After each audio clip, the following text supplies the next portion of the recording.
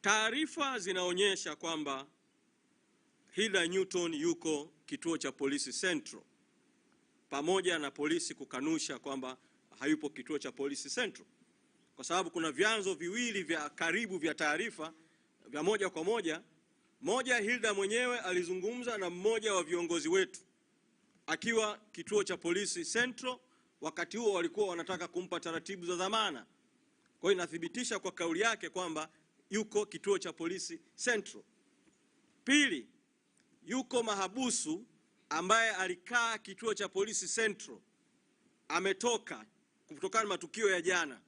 Mahabusu huyu ambaye walimshikilia kituo cha polisi Central amesema alikuwa pamoja na Hilda Newton kituo cha polisi Central.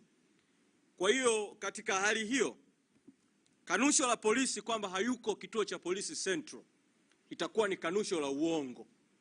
Kwa kuwa alipelekwa kituo cha polisi Central na akaingizwa kituo cha polisi Central, jeshi la polisi kupitia kwa mkuu wa jeshi la polisi lieleze ni sababu zipi zinafanya mpaka sasa Hilda Newton aendelee kushikiliwa na Hilda Newton aachiwe huru mara moja, kama ambavyo watuhumiwa wanaodaiwa kuwa watuhumiwa wa matukio yote ya jana, wengi wao au sehemu kubwa, mpaka sasa hatuna taarifa zaidi ya Hilda Newton nani mwingine yuko kwenye kituo cha polisi. Ombi langu la mwisho kwa Watanzania, matukio yote haya yanalenga kuzuia no reform no election. Bila mabadiliko hakuna uchaguzi.